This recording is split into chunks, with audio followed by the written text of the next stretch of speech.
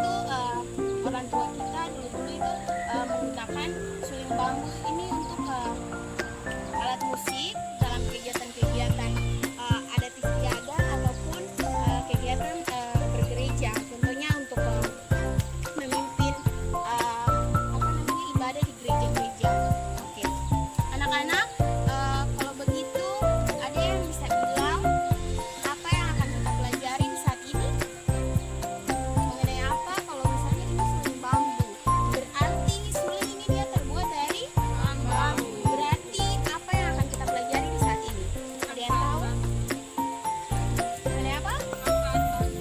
Oke, Ibu akan meluruskannya. Lebih tepatnya di saat ini kita akan belajar mengenai bambu. Oke, tadi Ibu bilang mengenai materi kita.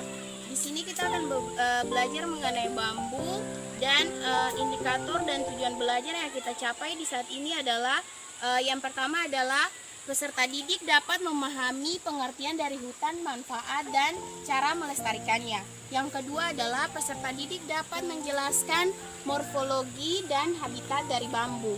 Kemudian yang berikutnya, yang ketiga adalah peserta didik mampu menjelaskan sifat, jenis, dan manfaat dari bambu.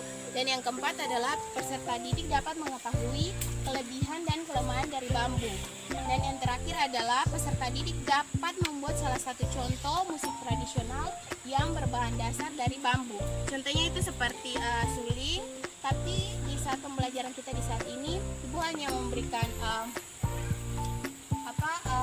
cara-cara untuk membuat bambu saja, karena kita tidak dapat melakukannya langsung di sini karena nanti membutuhkan waktu yang sangat panjang dan juga alat-alat kita tidak dibawa di sini. Jadi nanti itu akan menjadi pekerjaan rumah untuk kalian. Oke, anak-anak, coba kalian amati lingkungan sekitar kalian. Coba kalian amati apa yang ada di sekitar kalian saat ini.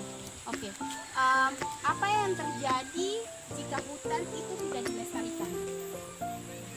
Ada yang bisa menjawab? Yang pastinya hutan itu menjadi gundul, tidak terawat. Hutan itu tidak terawat dan kita selaku makhluk hidup, ya kita harus melestarikan hutan itu.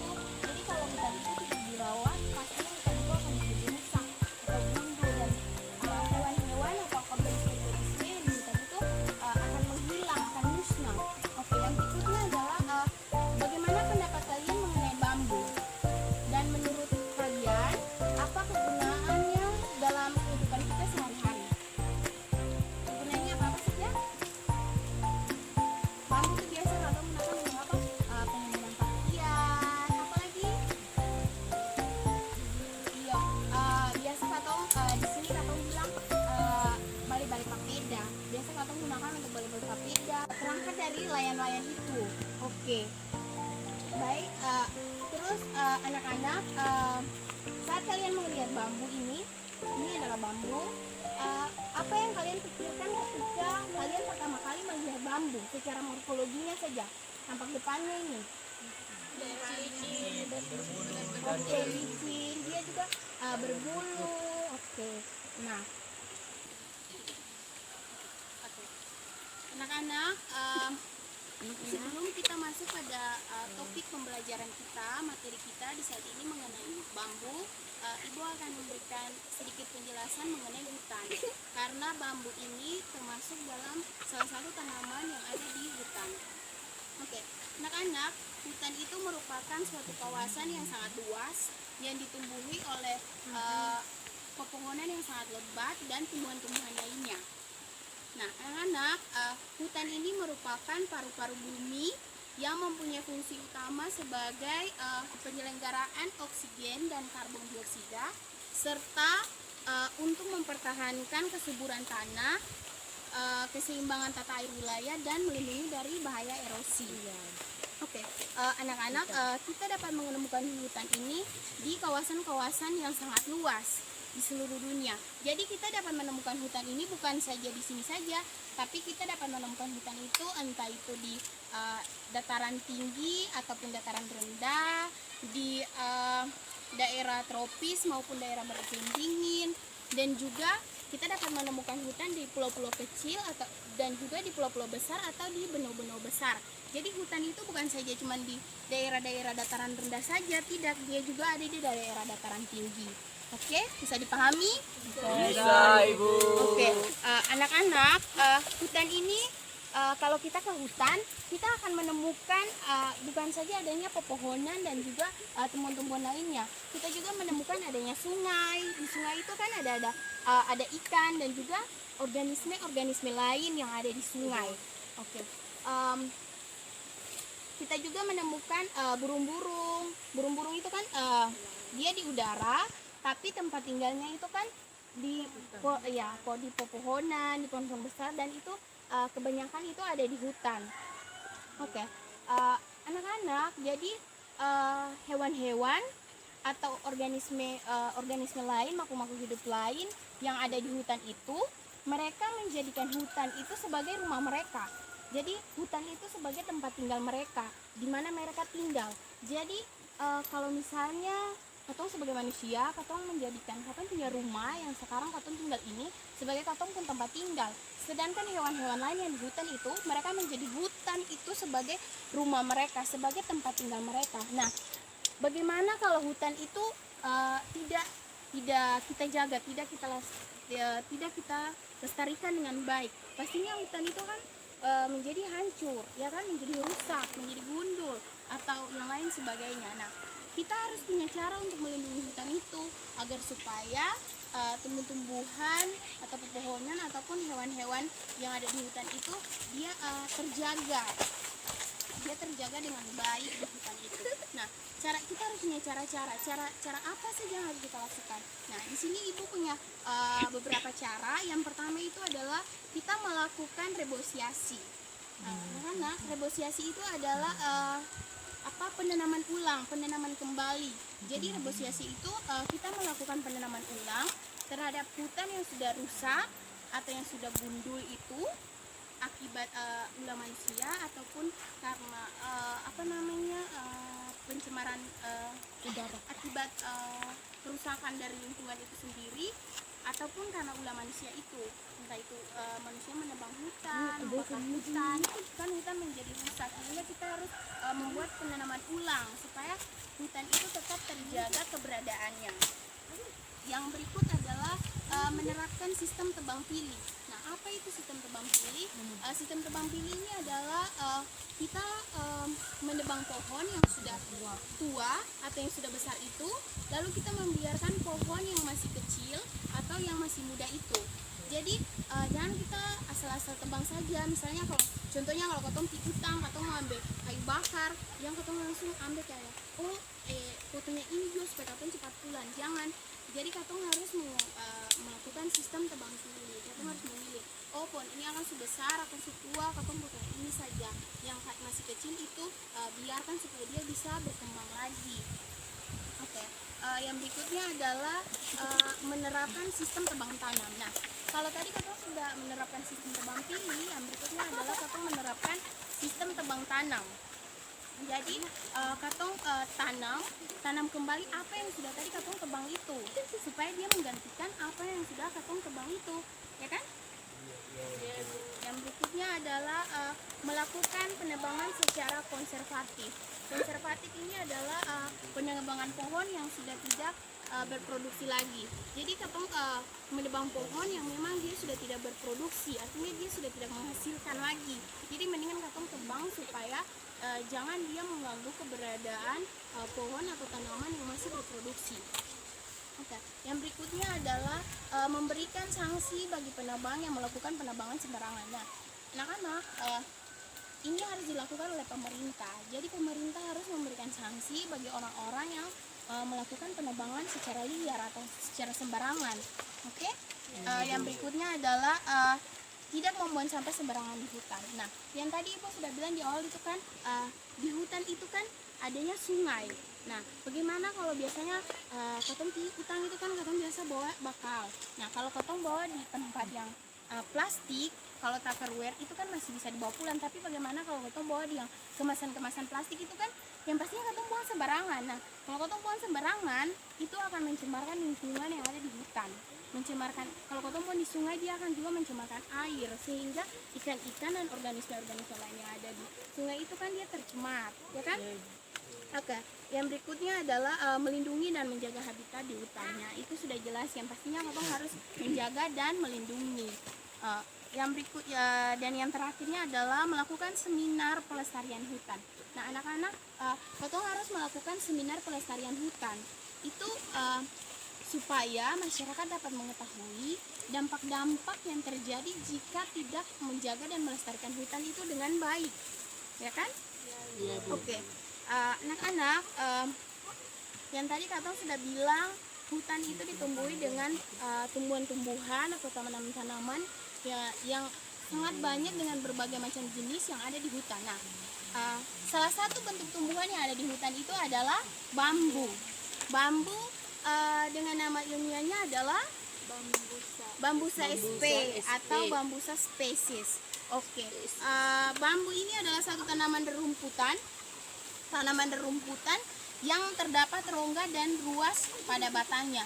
Jadi bambu ini dia, Katong bisa lihat rumput tuh kan biasa istilahnya Katong bilang Katong pakai talingan tuh kan yang kecil-kecil tuh. Tapi bambu ini dia merupakan suatu jenis rumputan yang sangat besar, sehingga dia disebut dengan giant grass atau rumput raksasa.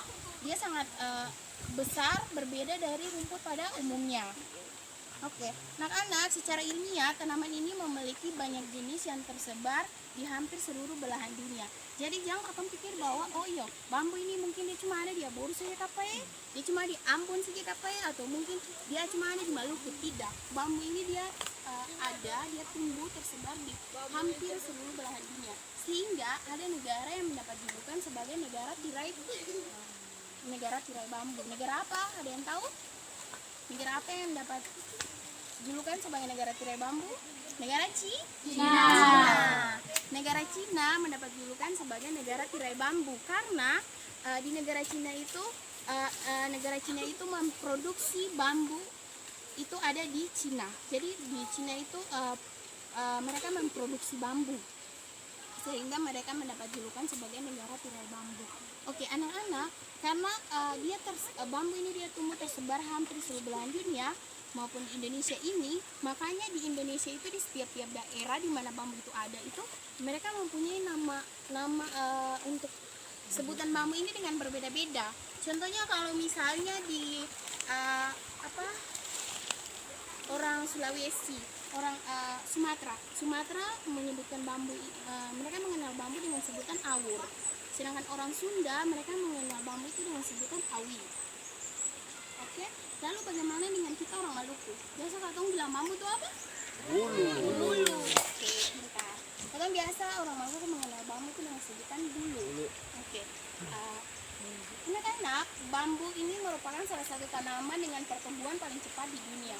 Jadi bambu ini dia punya pertumbuhan itu berbeda dengan tanaman-tanaman yang lainnya. Dia punya pertumbuhan itu sangat cepat. Sistem perakarannya yang rizoma dependen. Rizoma dependen ini merupakan bagian pangkal akar atau rimpang. Itu merupakan modifikasi dari akar yang dia tumbuh menjalar di bawah permukaan tanah. Kemudian dia menghasilkan tunas yang biasa Katong bilang apa? Rebung. Kemudian dia memanjat dan menghasilkan bambu. Oke. Perakarannya yang rizoma dependen ini yang membuat dia sistem perakarannya yang unik ini membuatnya dapat tumbuh sepanjang 60 cm bahkan hingga 100 cm dalam 24 jam.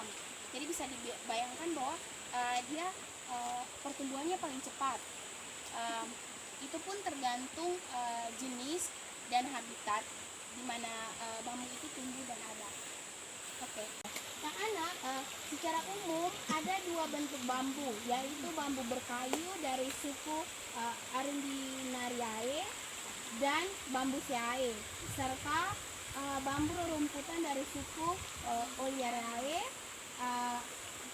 Analisis molekuler dari Pastida menunjukkan bahwa terdapat garis keturunan utama 3 sampai 5 garis dari bambu.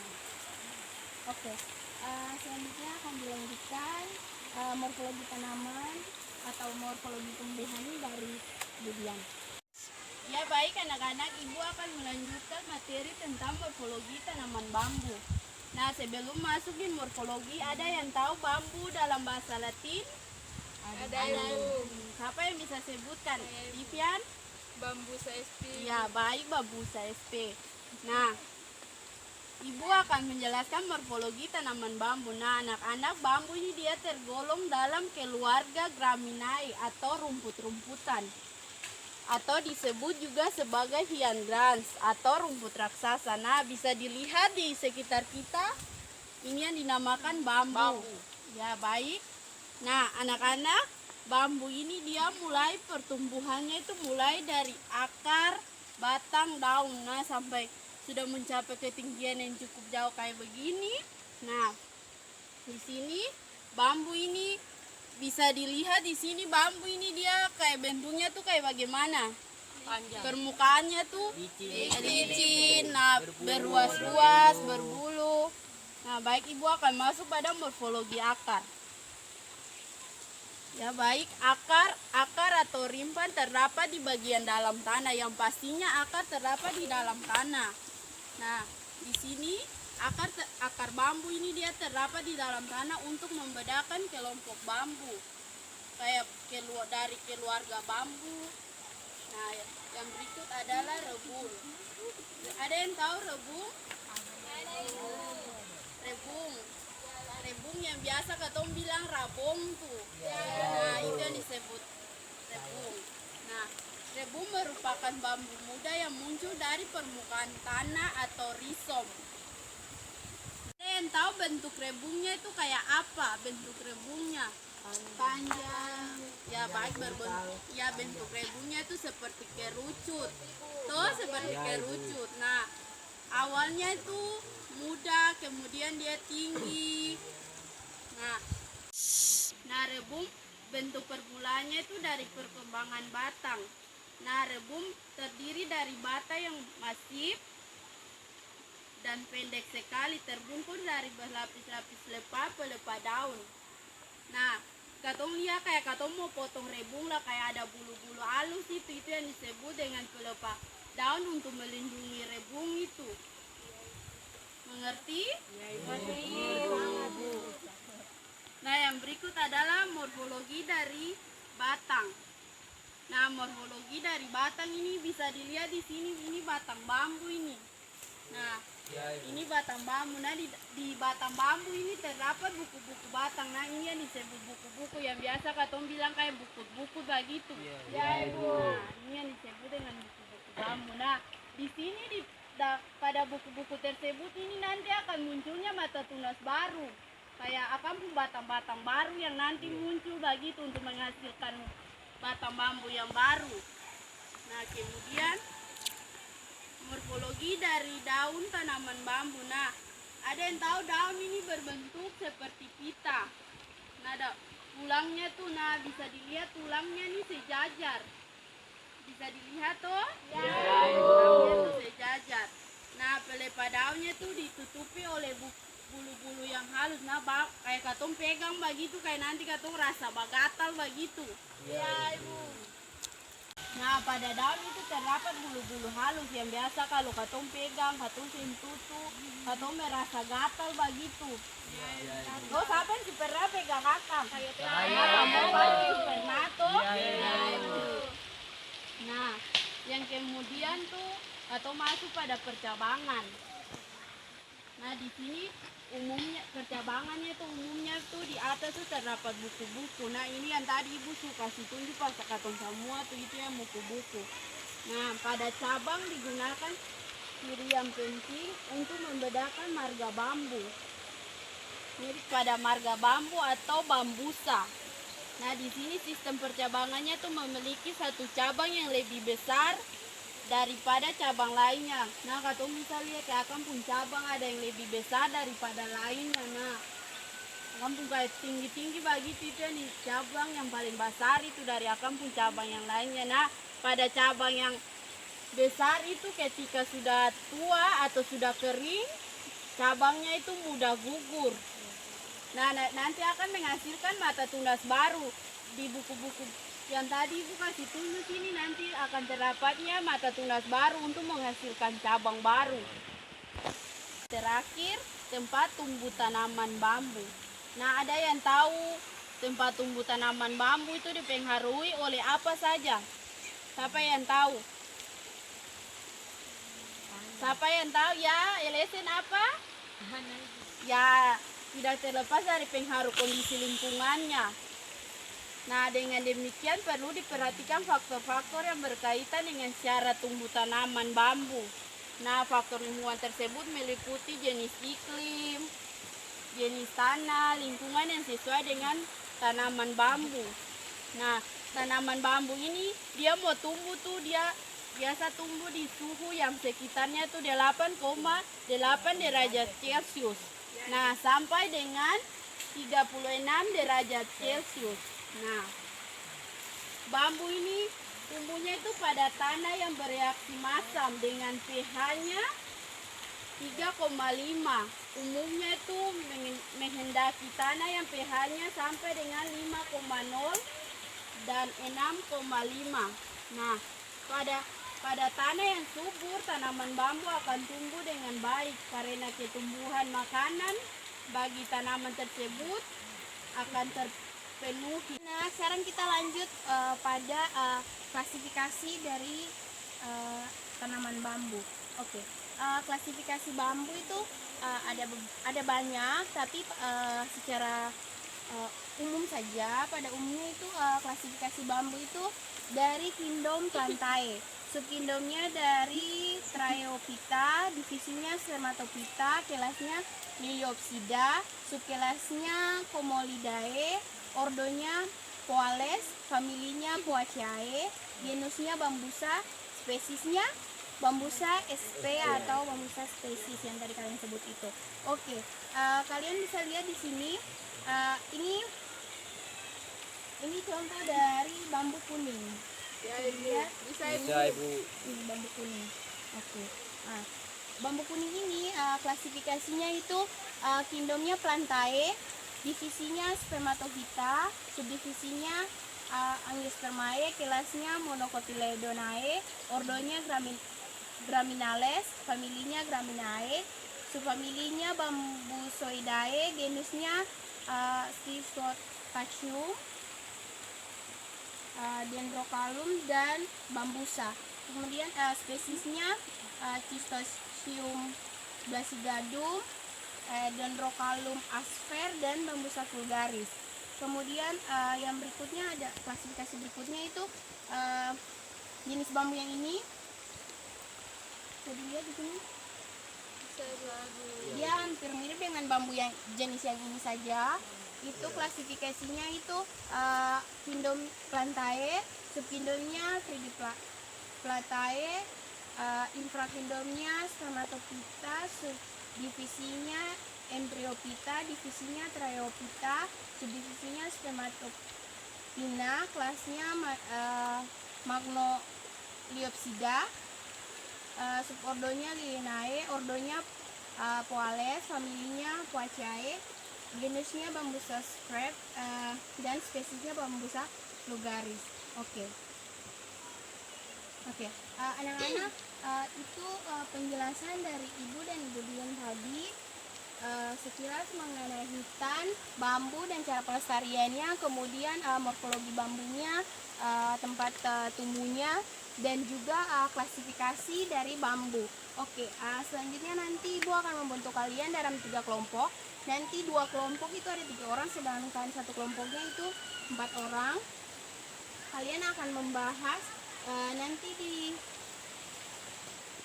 dalam kelompok nanti kalian akan mendiskusikan mengenai habitat bambu, sifat bambu, kemudian jenis-jenis bambu, dan juga manfaat dan kelebihan dan kelemahan dari bambu. Oke. Kita akan bagi dalam 3 kelompok.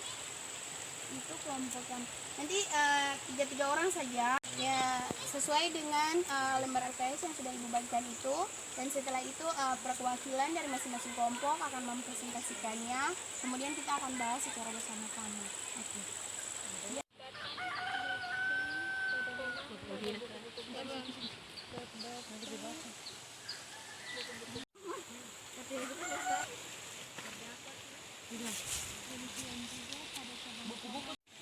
Rintangan ya, rintangan. Rintangan. Yang rintangan. Daun yang juga. Daun bambu dan rintangan. Daun bambu dan udah. Lipat bambu. Selesai diskusi? Sudah. Oke, kalau begitu Ibu minta perwakilan dari masing-masing kelompok untuk mempresentasikan hasil diskusi kalian. Kelompok 1, perwakilan dari kelompok 1 silakan.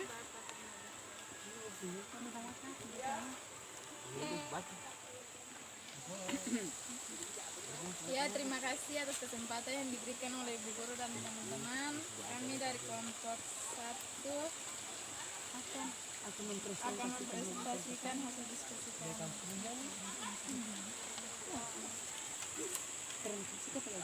Mungkin hasil dari diskusi kami. Terima kasih. Semuanya berikan aplaus untuk kelompok masing-masing. Oke, terima kasih untuk partisipasi kalian di kelompok masing-masing dan sudah mempresentasikannya. Oke, kemudian tadi dan juga hasil diskusi dari kelompok masing-masing yang sudah dipresentasi. Apakah ada pertanyaan dari kalian yang belum dipahami atau yang ingin ditanyakan kepada Ibu dan Ibu Dian? Ibu persilakan. Ada? Ada Ibu. Ada lagi? Dari Nova, bagaimana pertanyaannya? Oke. Bisa berdiri? Ibu, saya mau bertanya dari penjelasan Ibu tadi mengenai manfaat bambu sebagai makanan rebung, dari makanan rebung, apakah mengonsumsi rebung bermanfaat untuk kesehatan kita, Ibu? Lanjut. Apin? Ya Ibu. Ini saya mau bertanya Mengenai mengenai apakah itu? apakah artikel dari liputan6.com dengan topik rebung cocok untuk makanan diet, apakah betul Ibu? Dan apa kandungan dari rebungnya? dan apa kandungan dari rebung yang dapat membuatnya cocok untuk dimakan makanan diet? Oke, terima kasih. Sebelum Ibu menjawab pertanyaan dari kedua teman kalian, Nova dan Marvin, apakah adakah dari kalian yang bisa menjawab pertanyaan dari kedua teman? Ada? Oke, jika tidak ada, Ibu akan mencoba menjawabnya. Sebenarnya pertanyaan dari Afin dan Nova itu jawabannya itu sama, yaitu mengenai manfaat dari rebung itu. Dari penjelasan Ibu dan Ibu Dian tadi mengenai tunas bambu itu, yaitu rebungnya itu, dia punya manfaat-manfaat. Memang rebung itu untuk biasanya katong buat untuk sayur. Yang biasa katong bilang sayur rebung itu. Nah, apakah dia punya manfaat? Ya, dia punya manfaat itu ada beberapa sekali. Pertanyaan dari Nova, manfaat-manfaat dari rebung itu memang ada beberapa. Di antaranya itu Bu akan menjawab. Yang pertama itu adalah manfaat rebung yang pertama itu adalah mencegah berbagai penyakit. Jadi kandungan manfaat pertama dari kandungan yang ada di rebung yang dapat kita temukan itu adalah kandungan fitokimianya. Fitokimia ini apa? Fitokimia ini merupakan senyawa kimia alami dalam tanaman. Jadi fitokimia ini dia bersifat antibakteri atau antivirus. Jadi karena dia bersifat antibakteri dan antivirus, hanya dia sangat bermanfaat, dia berpotensi untuk mencegahnya penyakit yang akan masuk ke tubuh. Jadi kandungan fitokimia ini dia bermanfaat untuk mencegah berbagai macam jenis penyakit yang akan masuk ke tubuh karena dia bersifat antibakteri dan antivirus. Oke, bisa dipahami? Bisa, Ibu. Oke, yang kedua adalah menjaga tekanan darah tetap sehat. Oke, anak-anak, kalium atau yang biasa kita sebut dengan potasium itu dia sangat berperan penting atau merupakan komponen penting dalam menjaga dan menurunkan tekanan darah. Jadi kalium atau potasium ini dia berperan penting dalam menjaga dan menurunkan tekanan darah. Nah, kalium atau potasium ini dia banyak terdapat pada rebung. Jadi dia berfungsi untuk menjaga dan menurunkan tekanan darah. Oke, yang berikutnya adalah baik untuk diet. Nah, ini akan menjawab pertanyaan dari Apin, apakah rebung itu cocok untuk diet? Ya, cocok. Dan apakah kandungan-kandungan di dalamnya yang membuat dia cocok untuk diet, bermanfaat untuk manusia? Nah, jawabannya adalah dia cocok untuk diet karena kalium ini rebung ini dia mengandung kandungan-kandungan seperti gula, lemak, dan juga sodiumnya rendah, sehingga dia menjadikannya itu sebagai makanan diet yang ideal. Belum lagi kandungan serat pada rebung itu yang membuat kita lebih cepat kenyang, sehingga kita tidak menambah porsi makan lagi. Jadi kalau ketong mengkonsumsi rebung, makanya nanti kita akan merasa lebih cepat kenyang. Kenapa? Karena kandungan-kandungannya tadi gula, lemak, sodiumnya rendah, belum lagi ditambah dengan kandungan seratnya, sehingga dia menjadi makanan diet yang ideal. Oke, bisa dipahami? Oke, tidak ada pertanyaan lagi kan? Tidak ada, Ibu. Oke, kalau sudah tidak ada pertanyaan lagi, Ibu dan kalian, kita akan bersama-sama menyimpulkan hasil dari pembelajaran kita di hari ini yang tadi Ibu dan Ibu Dian jelaskan dan juga yang kalian diskusi dan juga pertanyaan yang tadi kalian berikan. Kita akan sama-sama menyimpulkannya. Anak-anak, kalian tadi hutan itu merupakan suatu kawasan yang sangat luas. Oke, kita dapat menemukan hutan itu di dataran rendah maupun dataran tinggi. Oke, di daerah beriklim dingin maupun tropis. Oke, maupun di pulau-pulau kecil dan juga pulau-pulau besar atau benua-benua yang besar. Oke, tumbuhan-tumbuhan dan juga hewan-hewan yang ada di hutan itu, mereka menjadikan hutan itu sebagai rumah mereka. Nah, kita harus punya cara-cara untuk melestarikannya. Cara-caranya itu yang pertama melakukan rebosiasi, kemudian menerapkan sistem tebang pilih, yang ketiga menerapkan sistem tebang tanam, yang keempat melakukan penebangan secara konservatif, yang kelima memberikan sanksi bagi penebang yang melakukan penebangan sembarangan, yang keenam tidak membuang sampah sembarangan di hutan, yang ketujuh melindungi dan menjaga habitat di hutan, dan yang kedelapan adalah melakukan seminar pelestarian hutan. Oke, salah satu tumbuhan yang ada di hutan itu adalah bambu. Dengan nama ilmiahnya apa tadi, Vivian? Bambusa sp atau bambusa species. Oke, bambu ini dia tersebar hampir di seluruh belahan dunia. Oke, kemudian morfologi dari tanaman bambu, akarnya bagaimana tadi pada lembar diskusi kalian? Akarnya yang rimpang itu kan di bawah tanah dan membentuk sistem percabangan yang dapat dipakai untuk membedakan kelompok bambu. Oke, kemudian rebungnya. Rebung ini adalah bambu muda yang muncul di permukaan dasar rumput dan rizom. Oke, kemudian batang bambu terdapat buku-buku batang. Pada buku-buku batang biasanya terdapat mata tunas. Mata tunas, demikian juga pada cabang dan rimpangnya. Oke. Kemudian daun. Daun bambu berbentuk pita dengan tulang daun yang sejajar. Bagaimana dengan percabangannya? Nivian bisa baca percabangannya? Dian Kadok bisa baca percabangannya? Percabangan pada umumnya terdapat di atas buku-buku.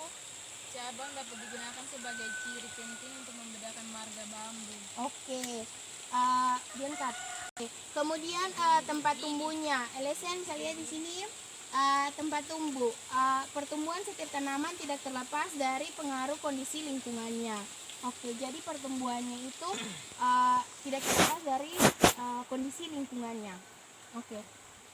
Kemudian klasifikasi bambu. Tadi klasifikasi bambu itu kan ada secara umum dan juga bambu kuning, ya kan? Kemudian habitat bambu. Bambu ini tumbuh mulai dari dataran yang tadi Bu bilang tadi, dari dataran rendah hingga ke daerah pesisir dengan ketinggian 0 sampai 1 meter di atas permukaan laut hingga di ketinggian pegunungan Himalaya. Jadi bambu ini dia sama sebagaimana hutan itu ada di dataran rendah maupun dataran tinggi, bambu juga demikian. Karena bambu merupakan salah satu tanaman yang tumbuh dan ada di hutan. Oke, berikutnya sifat-sifat bambu. Sifat-sifat bambu yang pertama bagaimana? Titik jenuh serat bambu 20 sampai 30%. Oke, titik jenuh serat bambu 20 sampai 30%. Bagian dalam bambu lebih banyak mengandung legas atau air bebas daripada bagian luar. Yang kedua bagaimana, Apin baca? Dan agar dapat mencapai mutu dan umur yang diharapkan. Oke. Yang berikutnya apalagi sifat-sifat bambu? Bagian buku-buku atau nodes mengandung 10% lebih sedikit kadar airnya daripada bagian ruasnya. Oke. Kemudian penggunaan pada konstruksi bangunan harus dihindari dari hujan dan panas matahari langsung agar tidak mudah rapuh dan membusuk. Karena kalau biasanya katong bilang bulu itu kan kalau katong taruh lama-lama atau katong taruh untuk penjemuran itu kan biasanya lama kelamaan dia akan mengering, ya kan, kemudian kayak rapuh gitu. Oke, kemudian masuk di jenis-jenis bambu. Jenis-jenis bambu itu kalau yang di lembar diskusi kalian itu pertanyaannya itu jenis-jenis bambu yang ada di Maluku.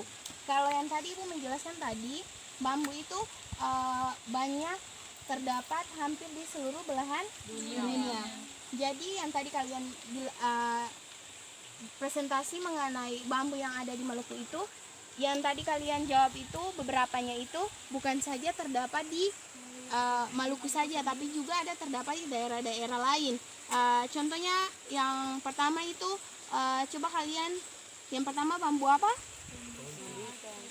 Bambusa, atra, lin, atau loleba yang tumbuh di Maluku. Itu memang dia cuman ada di Maluku. Oke, yang keduanya adalah apa? Jenis bambu apa? Citotasium bluenes. Itu bambu bulu atau bambu taming.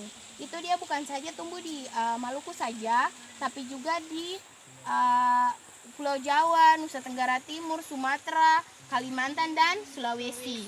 Oke, kemudian Citotasium brachicadum. Itu bambu bulu besar, bulu nehe, awi bulu, ute watat, dan tomula. Itu dia tumbuh di Sumatera, Jawa, Sulawesi, dan Maluku. Kemudian jenis bambu yang satu itu juga. Oke, sekarang kita masuk pada manfaat-manfaat bambu. Manfaat bambu yang pertama bagaimana? Yang tadi kalian diskusi? Yang pertama sebagai bahan makanan hewan, Ibu. Oke, manfaat bambu yang pertama itu sebagai makanan hewan. Kalian bisa lihat di sini, ini hewan apa? Panda. Oke, panda. Anak-anak, panda ini dia mengkonsumsi bagian dari bambu itu seperti tunas bambu, daun bambu, tunas bambu atau yang biasa kita apa? Rebungnya itu. Kemudian tunas bambu dan juga apa namanya rebung atau tunasnya itu. Kemudian daun bambunya dan juga ranting dari bambu itu apa namanya panda mengkonsumsinya untuk makanannya, bukan saja panda tapi juga gorila juga mengkonsumsinya. Oke, dengan simpanse. Pintar sekali. Oke, yang kedua adalah sebagai apa manfaatnya kedua? Manusia. Oke, sebagai makanan manusia. Kalian bisa lihat di sini ini salah satu contohnya dari sayur rebung. Iya ibu. Oke. Biasanya katong punya mama-mama tuh kan biasanya iya santang atau tumis bisa rebungnya itu. Oke. Yang berikutnya diangkat. Oke.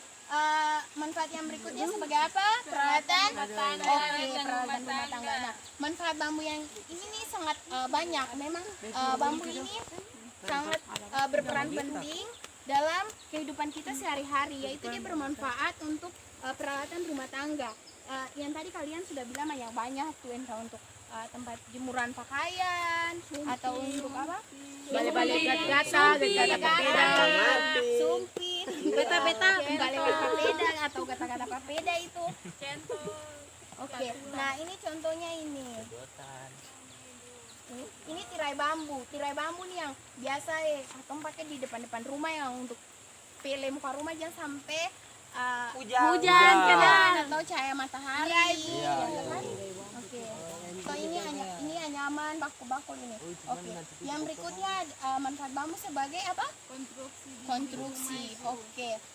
Jadi anak-anak bisa lihat di sini pada zaman dulu itu katong punya orang tua dulu itu mungkin sekarang katong sehingga lagi tapi mungkin sekarang masih digunakan untuk katong buat walang di hutan itu dengan dinding yang bahan bakunya adalah bambu. Oke, kalau zaman dulu itu biasanya di negara-negara luar seperti di Cina, di India itu mereka menggunakan membuat rumah itu dengan berbahan baku dari bambu.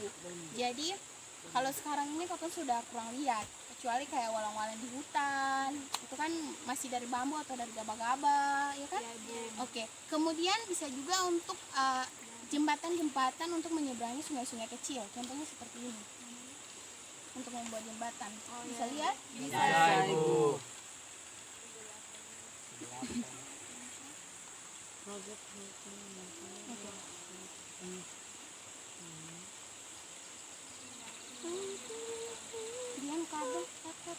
Oke, anak-anak yang berikutnya adalah manfaat bambu sebagai instrumen musik. Oke, kalian bisa lihat di sini. Jadi kalian tadi katong bisa lihat di sini bambu ini dia sebagai instrumen musik. Contohnya sebagai suling bambu. Bukan saja untuk suling bambu, tapi juga sebagai ini. Kan bisa dilihat ini apa? Angklung ibu. Angklung, kemudian juga calung. Nah ini suling bambu ini. Jadi dia terkenal secara tradisional, tapi ada juga yang sudah secara modern. Contohnya suling, tapi sudah dibuat dengan model yang modern sekarang. Oke. Itu yang tadi akan ibu tugaskan untuk kalian yang nanti akan dikerjakan di rumah, cara membuat suling bambu. Kalian bisa lihat di sini supaya nanti akan menjadi tugas rumah yang akan dikerjakan di rumah, yaitu membuat suling bambu. Kalian bisa lihat di sini cara-cara membuat suling. Nah, alat-alat yang harus kalian siapkan di situ. Yang pertama adalah kalian siapkan bambu bulu dengan panjang 30 cm dengan garis tengah 3 cm. Kemudian sediakan juga besi. Besi itu nanti di saat cara-cara pembuatan nanti ada kayak dipanaskan nanti untuk membuat ini lubang. Kemudian pisau yang tajam. Kemudian bambu bulu yang kecil itu untuk melincinkan lubang bambu ini. Kemudian yang berikutnya adalah tempurung. Oke, jadi langkah-langkah pembuatannya itu tempurung kelapa. Oke, yang berikutnya adalah langkah-langkah pembuatan. Nah, bambu bulu yang panjang 30 cm itu nanti kita bagi dua. Kemudian mulai dari tengah. Jadi kayak potong, lihat mulai dari tengah sini. Kita buat lubang ke arah kanan. Jadi kita buat lubang dari arah kiri ke kanan sebanyak 6 lubang ini. Nah, nanti di sebelah kiri lubang ini yang di bagian atas ini, kalau yang sama dengan yang satu ini, ini kalau buat lubang yang agak besar, ini untuk meniup. Oke. Kemudian yang terakhir pada bagian ujung kiri ini nanti kita sumbat dengan yang tadi itu penyumbat dari gamus itu, atau potong pakai gaba-gaba saja, lebih potong kecil. Terus buat yang berikutnya adalah apa? Sebagai transportasi. Oke. Anak-anak ini bisa lihat di sini biasanya digunakan untuk membuat rakit. Kalau di sini katong biasa bilang gusipa. Iya, Ibu. Nah, bisa lihat di sini. Jadi biasanya bapak-bapak itu membuat rakit ini, membuat rakit itu dengan berbahan dasar dari bambu, karena batangnya yang berongga itu sehingga mudah mengapung di atas air, jadi dibuat untuk rakit. Nah, contohnya seperti ini. Kedua, oke. Yang berikutnya adalah manfaat yang terakhir itu adalah sebagai senjata. Oke, anak-anak mungkin sekarang ini katong sudah tidak mengenal yang namanya bambu runcing. Pernah dengar bambu runcing? Pernah, Ibu. Jadi waktu dulu negara kita dijajah oleh Belanda dan Jepang itu, orang tua kita dulu mengusir penjajah, lebih khusus Jepang itu dengan menggunakan bambu runcing. Jadi mereka menggunakan bambu runcing itu sebagai senjata untuk mengusir penjajah. Jadi sehingga penjajah-penjajah Jepang itu mereka sangat takut dengan luka yang disebabkan oleh bambu runcing, karena luka dari bambu runcing itu sangat mematikan. Jadi mereka sangat takut. Nah, oke. Kalau berbeda dengan sekarang ini kan, katong punya tentara Nasional Indonesia itu kan sudah menggunakan senjata modern seperti sekarang yang katong lihat itu kan? Iya, Ibu. Oke, yang berikutnya ada juga meriam bambu. Pernah dengar kan? Pernah, Ibu. Oke, meriam bambu. Oke, anak-anak, yang berikutnya itu adalah manfaat bambu secara ekologi. Kalau tadi katong sudah lihat manfaat bambu dalam kehidupan sehari-hari, dan sekarang katongnya secara ekologi itu juga dalam kehidupan sehari-hari. Anak-anak, manfaat yang berikutnya itu adalah manfaat bambu secara ekologi. Ekologi ini apa? Ekologi ini adalah interaksi antara makhluk hidup dengan lingkungannya. Oke. Bisa dilihat di sini, secara ekologi tanaman bambu ini mempunyai fungsi seperti meningkatkan volume air bawah tanah, konservasi lahan, perbaikan lingkungan, dan sifat-sifat bambu sebagai bahan bangunan tahan gempa, khususnya wilayah yang rawan gempa, dan digunakan sebagai bahan baku baik secara tradisional hingga modern.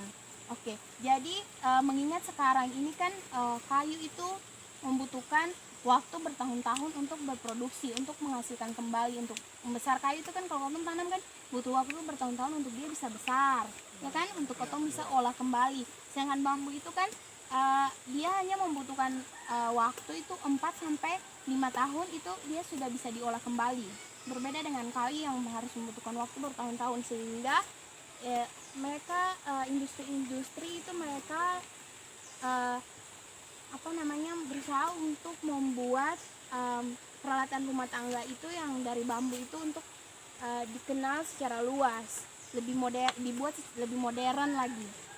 Oke, anak-anak, yang berikutnya adalah keuntungan dan kelemahan dari bambu. Kalau tadi katanya sudah manfaat banyak, sekarang katanya keuntungan dan manfaatnya. Keuntungan yang pertama di situ bagaimana? Bambu mudah ditanam dan tidak memerlukan pemeliharaan secara khusus. Oke, jadi bambu itu tidak memerlukan pemeliharaan secara khusus. Jadi bambu itu bisa ditanam oleh sembarangan orang saja, entah itu orang yang kayak tidak perlu orang istilahnya kayak tidak perlu orang pintar atau berpengetahuan yang harus tanam bambu, tidak. orang biasa-biasa, masyarakat biasa juga bisa menanam bambu. Oke, yang berikutnya adalah pada masa pertumbuhan bambu tertentu dapat tumbuh hingga 5 cm per jam atau 120 cm per hari. Kemudian jadi cepat kan? Kemudian tanaman bambu mempunyai ketahanan yang luar biasa. Oke, anak-anak, kita lihat di sini bambu ini dia mempunyai ketahanan yang sangat luar biasa. Bayangkan saja dulu waktu Hiroshima dibom itu, dengan bom atom itu satu hingga rata dengan tanah itu salah satu tanaman yang bertahan itu adalah bambu. Jadi bisa dibayangkan daya tahannya seperti apa, ya kan? Oke, yang berikutnya adalah bambu mempunyai kekuatan cukup tinggi. Kuat taringnya dapat bersaing dengan baja. Sudah jelas yang tadi. Kemudian yang keuntungan terakhirnya, bambu membentuk pipa hingga momen kelembapannya tinggi. Oleh karena itu bambu cukup baik untuk memikul momen lentur. Oke. Kelemahannya, dari keuntungannya dia juga punya kelemahan. Kelemahan yang pertama itu adalah bambu mempunyai durasi yang sangat rendah hingga berpotensi diserang kuman bubuk. Ya, biasa katong ya kalau bambu itu kalau katong sepotong itu kan dia kayak di dalam tuh kayak ada bubuk-bubuk begitu kan? Nah, itu. Nah, yang berikutnya adalah kekuatan sambung bambu umumnya sangat rendah. Oke. Anak-anak, bisa kita lihat kalau katong mau bambu itu kan susah untuk katong paku. Karena kalau katong paku itu kan dia mudah pecah atau terbelah itu. Oke? Yang berikutnya adalah penyimbangan memakai tali sangat tergantung pada keterampilan pelaksanaan. Oke, karena dia mudah pecah makanya biasanya itu diikat dengan tali. Nah, kalau diikat dengan tali juga harus punya keterampilan tertentu. Karena kalau tidak ada keterampilan dalam pelaksanaannya, makanya dia akan terbuka karena permukaannya itu yang licin itu kan. Oke. Kemudian sifat bambu yang mudah terbakar. Oke. Jadi bambu ini dia punya sifat yang sangat mudah terbakar. Memang ada cara atau solusi untuk tidak terbakar, tapi itu membutuhkan biaya yang sangat mahal. Oke, yang berikutnya adalah bersifat sosial, berkaitan dengan opini masyarakat yang sering menghubungkan bambu dengan kemiskinan. Oke, jadi orang tua zaman-zaman dulu itu kalau ada orang yang membuat rumah dari bambu itu, mereka selalu dikaitkan dengan kemiskinan. Kalau orang yang punya rumah yang terbuat dengan bahan bakunya bambu itu, mereka selalu bilang kalau itu orang miskin. Jadi orang segan, masyarakat segan untuk membuat rumah dari bambu. Oke, yang berikutnya adalah hampir tidak ada fasilitas kredit bank. Nah, karena kurang yakinnya pihak perbanknya. Kemudian yang terakhir adalah belum ada standar nasional rumah bambu. Oke. Diangkat. Oke, anak-anak, itu adalah hasil dari pembelajaran kita di hari ini yang sudah kita simpulkan bersama tadi. Oke, kalau katong sudah berbicara tadi mengenai hutan dan bambu. Oke, Ibu mengajak kita untuk sama-sama bersyukur kepada Tuhan karena Tuhan memberikan kita kesempatan untuk kita bisa menikmati apa yang Dia ciptakan, yang Dia berikan untuk kita. Jadi kita harus menjaga, merawatnya supaya dia bisa tetap terjaga dan bermanfaat untuk kita. Oke. Oke, setelah selesai ini Ibu akan memberikan kalian evaluasi akhir dari belajar mengajar kita. Oke. Sampai di sini.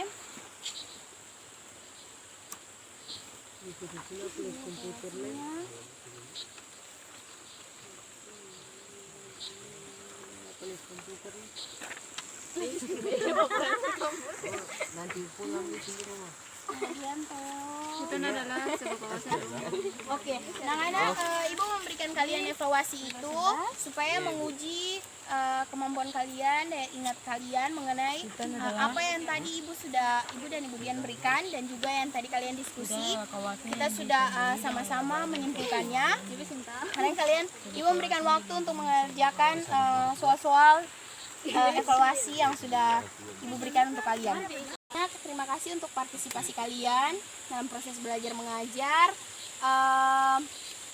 Ibu akan memberikan tugas untuk kalian yang akan dikerjakan di rumah, yang tadi Ibu sudah bilang mengenai suling. Jadi nanti kalian kerjakan di rumah. Untuk materi minggu depan nanti kita akan membahas, kalian akan mencari jenis-jenis bambu juga. Yang tadi itu kan hanya beberapa. Nanti kalian cari lebih banyak lagi jenis-jenis bambu, bukan saja di Indonesia, tapi bukan saja di Maluku, tapi juga di beberapa daerah lainnya yang ada di Indonesia. Nah itu pokoknya dari Sabang sampai Merauke, supaya ada di kita akan membahasnya di pertemuan selanjutnya. Oke. Untuk pertemuan kita, Ibu, mari kita berdoa.